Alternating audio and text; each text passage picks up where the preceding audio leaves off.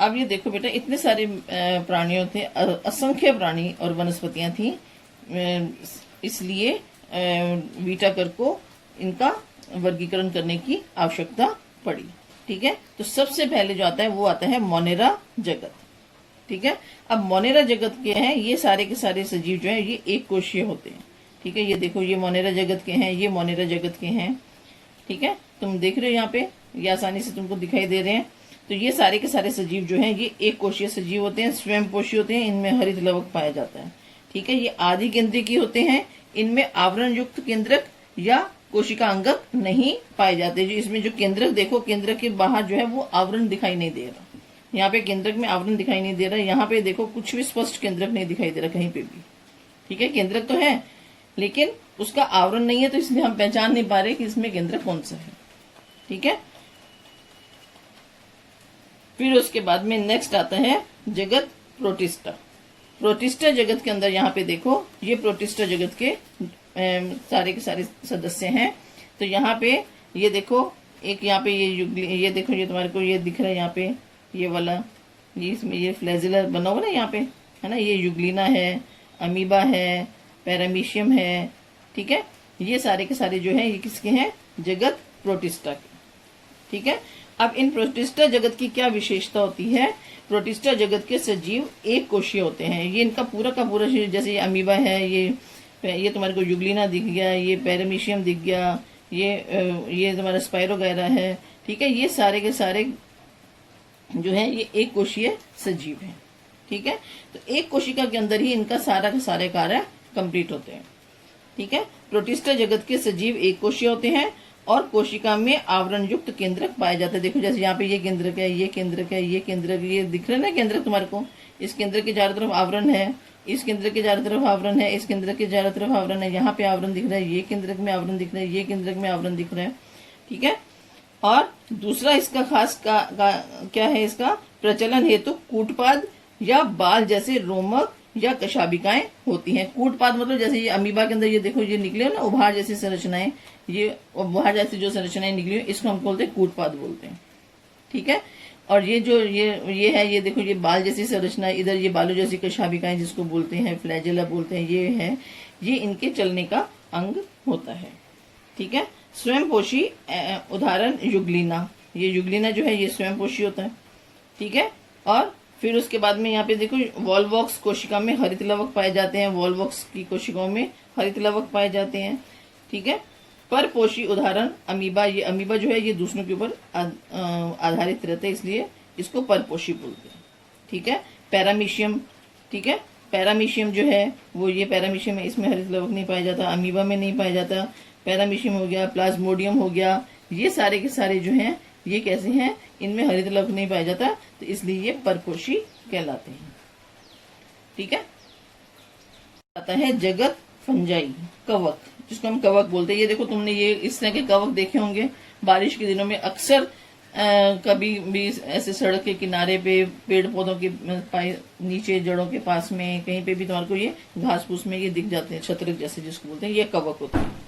ठीक है, या ब्रेड वगैरह अपने घर पे ब्रेड होती है या बिस्किट है या अचार है तो उसके ऊपर देखा होगा तुमने सफेद सफेद फफूंद जैसा आ जाता है, या ब्रेड को हम बाहर रख दें ऐसे थोड़े एक दो पानी की बूंदे डाल के रखते हैं तो हम क्या देखते हैं, दूसरे दिन क्या देखेंगे उसके ऊपर ग्रीन ग्रीन ग्रीन ग्रीन छोटे छोटे ऐसे कुछ दिखाई देती है संरचना। ठीक है, वो कवक होती।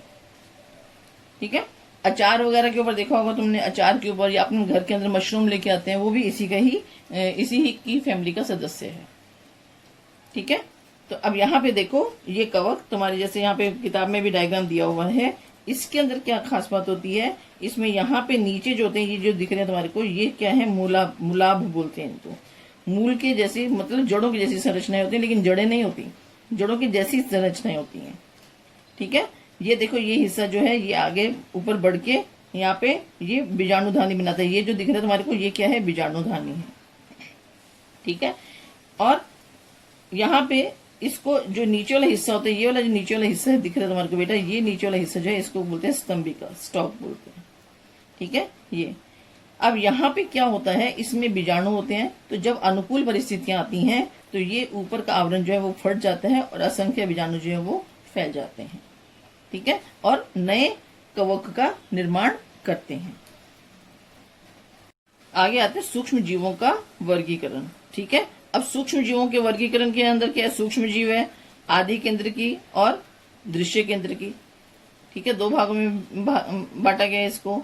आदि केंद्रिकी को किस में बांटा गया, जीवाणु में, और दृश्य केंद्रिकी को किस में, आदिजीवी कवक और शैवाल में। ठीक है, जिसके केंद्रक हमारे को आसानी से दिखाई देता है। जैसे मान लो ये कोशिका है और इसमें ये केंद्रक अपने को आसानी से दिखाई दे रहे हैं। आदि केंद्रिकी के अंदर क्या है, ये कोशिका है और इसके अंदर यहाँ पे इस तरीके से dot dot dot dot dot दिखाई देंगे। लेकिन इसका अच्छे तरीके से जो केंद्रक के अंदर, जो केंद्रक के बाहर जो एक मेम्ब्रेन होती है, झिल्ली होती है, वो अपने को दिखाई नहीं देती। ठीक है, ये इसका दोनों का दृश्य केंद्रिकी और आदि केंद्रिकी में डिफरेंस होता है। ठीक है, अब देखो, अब आते हैं जीवाणु, बैक्टीरिया। ठीक है, इनका आकार होता है 1 माइक्रोम्यू से लेके 10 माइक्रोम्यू तक।